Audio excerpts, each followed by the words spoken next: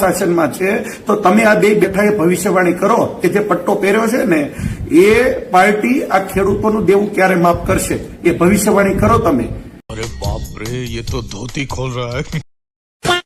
આ ગુજરાતના ખેડૂતોની આવક ડબલ કરવાના સપનાઓ આ ભાજપના નેતાઓ અને પ્રધાનમંત્રીઓ વાયદા આપે ને તમે એની ભવિષ્યવાણી કરો કે ક્યારે ખેડૂતોની આવક ડબલ થશે.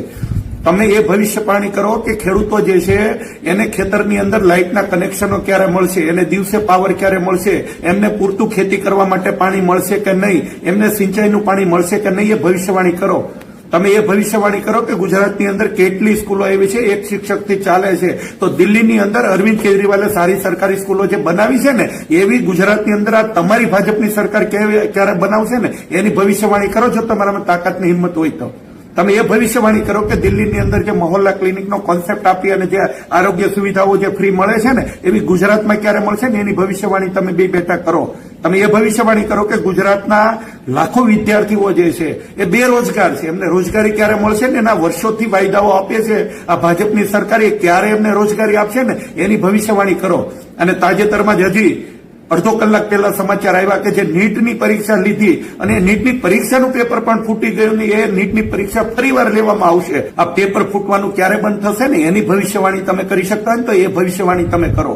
અસંખ્ય પેપર ફૂટ્યા છે, કેટલાય વિદ્યાર્થીઓના ભવિષ્ય તૂટ્યા છે, એવા કેટલાય મા બાપના પોતાના દીકરા દીકરીના સપનાઓ રોળાયા છે. આ રોળાતા સપનાઓ અને આ તૂટતા સપનાઓ ક્યારે બંધ થશે ને એની ભવિષ્યવાણી તમે બે બેઠા કરો.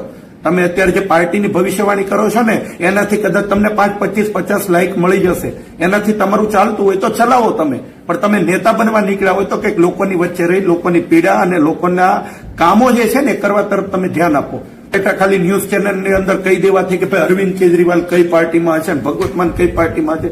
ભાઈ એ આમ આદમી પાર્ટીના રાષ્ટ્રીય સંયોજક છે. આમ આદમી પાર્ટીની સ્થાપના કરી અને આમ આદમી પાર્ટી અત્યારે રાષ્ટ્રીય પાર્ટી બની ગઈ છે. તમને બધાને પ્લેટફોર્મ ત્યારે જ મળ્યું જ્યારે આમ આદમી પાર્ટીની સ્થાપના એમણે કરી અને એમણે સારું શિક્ષણ, સ્વાસ્થ્ય અને કામની રાજનીતિ કરીને 200 યુનિટ વીજળી ફ્રી આપવાની જાહેરાત કરીને કેરળ સરકારમાં અત્યારે જે પહેલા જ નિર્ણયની અંદર જે આ નિર્ણય થયો ને એ અરવિંદ કેજરીવાલને આભારી છે. ભાજપની સરકાર અન્ય રાજ્યની અંદર મહિલાઓને ફ્રી મુસાફરી અને 1000 સન્માન રાશિ આપે છે ને એ અરવિંદ કેજરીવાલની રાજનીતિને આભારી છે. અને અરવિંદ કેજરીવાલની આ રાજનીતિનો લાભ લઈ એ પાર્ટીના પ્લેટફોર્મથી જ તમે મોટા થયા છો, બાકી તમને તમારા ગામમાં કોઈ નહોતું ઓળખતું. એટલે તમે આ બધી ભવિષ્યવાણી કરવાનું છોડી દો.